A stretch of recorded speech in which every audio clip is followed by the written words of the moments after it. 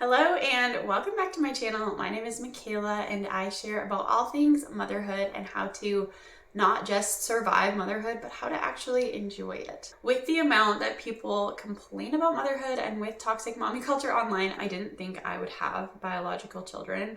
God kind of changed my heart abruptly overnight and I was pregnant 2 months later. So I went very quickly from not wanting children, not really knowing anything about pregnancy or paying attention when people talked about it, to being pregnant with my first child. So there were a lot of things that surprised me in that first pregnancy. I actually just had my third child, but I'm thinking all the way back to that first pregnancy to the things that surprised me so I can share those with you. And hopefully you won't be as shocked if you are in your first pregnancy right now. For reference, I'm in Ontario in Canada, so some of these might be different elsewhere, but this is my experience living in Ontario. Number one, you don't receive or require care right away.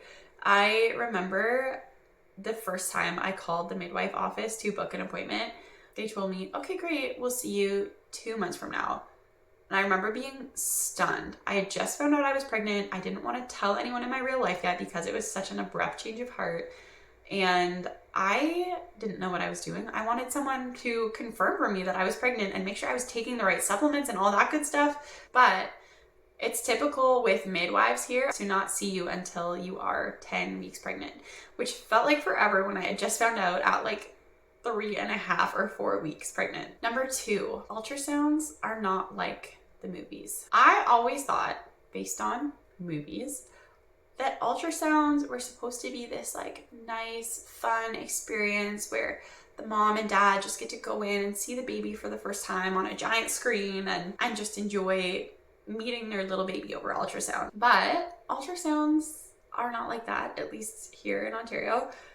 They are a medical procedure. A lot of places don't even let the dad come in. Often the tech doesn't show you the baby until the end. They're usually very focused. They have a lot of images to get in a short amount of time, and they're not allowed to give you any medical information. I've heard some people won't even share the heartbeat with you. One thing we did in my first pregnancy that I'm so glad we did, we decided to go to a 3D ultrasound clinic, not for a 3D ultrasound, but basically just to see our baby for the first time together. And I'm so glad we did that. We did get to have that kind of movie-like experience when we went to the keepsake ultrasound clinic instead. Number three, you will probably forget you're pregnant. This blew my mind the first time. You're not constantly thinking about it, even though it's happening in your body. You're just going about your everyday life and then suddenly you remember, oh my goodness, there's a person in there. I'm growing a life right now. And it's especially funny when you start to get really big and you can no longer squeeze sideways through like between cars or through small spaces.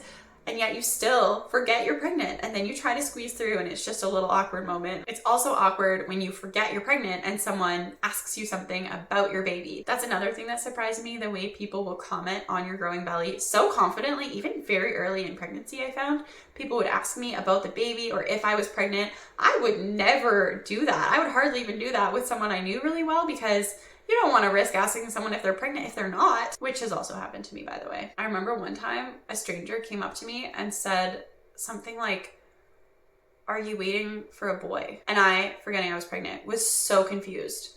Am I waiting for a boy? What are you talking about? Is this man hitting on me? Is he asking if I am looking for a husband? I was so confused until finally he gestured to my belly and I remembered, oh, my baby. No, I don't know the gender.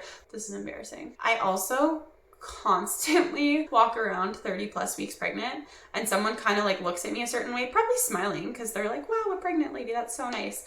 But then I wonder, was that man checking me out? Like, should I go tell him that I am a married woman with 2 children at home? And then I realized that I have a giant belly and probably he was not checking me out and I need to stop being so conceited. Number 5, it surprised me that pregnancy is actually fairly enjoyable. I know this is a different experience for everyone, but I expected to hate it, partly because of how movies play it up and also just I know some people end up with horrible symptoms. But I loved being pregnant. I found my mood was weirdly more stable than when I'm not pregnant. So I was just so happy and feeling good. Number 6, you will likely feel more closely bonded to your spouse. There's just something so special about carrying his child inside of you, and also something that made me feel so grown up when I was pregnant for the first time. I remember saying to my husband, this is the most adult thing we've ever done. Not just making a baby, but like doing it on purpose. Like, I was 23, so I still don't feel like an adult, but at that point I especially did not. Number 7, you might feel sorry for your spouse that they don't get to be the one to grow your child. I felt that way during every pregnancy, especially that first pregnancy. I remember thinking about how cool it was that she just was like hanging out with me all the time, and my husband didn't get that. I felt bad for him. Number 8, you might not love your baby until you meet them. It depends how you define love, I guess. Are you defining it as a verb, or are you defining it as that warm and fuzzy feeling? Because I'm sure you love your child in that you are actively taking care of them. You're actively loving them by taking those prenatals, by getting good rest, going to appointments, giving up wine, whatever it might be. You are loving your child in those ways, but you might not feel the warm and fuzzies until you meet them. And even then, when they're born and they're in your arms and you meet them, it might take a little while to love them. And that doesn't mean you're a horrible person. It just means that your baby is a stranger you've never met.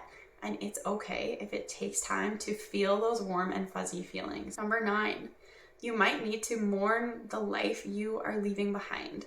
And again, you might feel guilty about that, about it being hard to say goodbye to the life that you're in.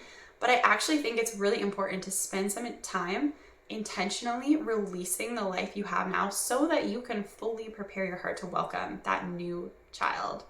I felt that so deeply, especially in my first pregnancy, because I loved my husband so much, and just being able to hang out, the two of us all the time, and like go camping when we wanted to and not have to pack a bunch of baby stuff, that was a really special season. And I knew that ending that season was going to be sad, even though we were really excited for what was ahead. It's hard to give up a life you know you love for one that you haven't experienced yet. And that's okay too. You're not a bad person. It's good and healthy to release that season so that you can step into the next one. Number 10, one of the craziest feelings is knowing that you could give birth any day now and not knowing when. Every pregnancy, I think I'm going to be so patient at the end, and I fully mentally plan to be pregnant for 42 weeks. But still, once I hit 37 weeks and I know that the baby could be born healthy any day, it's so hard to not just constantly wonder if every twinge and sensation is labor. Imagine you were getting married, but you didn't know when or to who. That's what I think it's like waiting for a baby.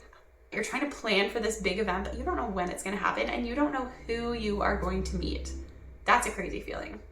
Number 11, you might not be ready for it to be over. I've felt this in all of my pregnancies. As much as I'm on edge just waiting for labor to start, I also feel a little bit afraid to meet a whole new person and have a whole new child to take care of. So I've personally never gotten to that point where I'm just like, get this thing out of me, because I know what's ahead is such a big deal that I'm not ready to rush there, if that makes sense. Number 12, you might forget you're giving birth. Hopefully you don't, but the first time, I for sure forgot. That's actually my number 1 birth tip. Don't forget you're having a baby. When I had my second child, I told my husband, you have to remind me I'm having a baby, because the first time I just was really in my head trying to like process these contractions and pushing and all these things, and I forgot what it was all for. So suddenly there was a baby on my chest, and my first words when my daughter came out were, oh my goodness, it's a baby. I genuinely was stunned. I forgot there was a baby at the end. I just was waiting for this thing called birth to be over. I enjoyed both of my sons' births a lot more because I remembered that this was all for a baby. If you have had the privilege of being pregnant, or you're currently pregnant, I'd love to hear from you. What is something that surprised you about pregnancy? Do you agree with the ones I mentioned, or were those like common knowledge to you? I'd love to hear your thoughts. So definitely leave me a comment and let me know. If you want to stick around here, definitely hit the subscribe button, and feel free to send this to a friend who's also pregnant and see if they can relate. Thanks for watching.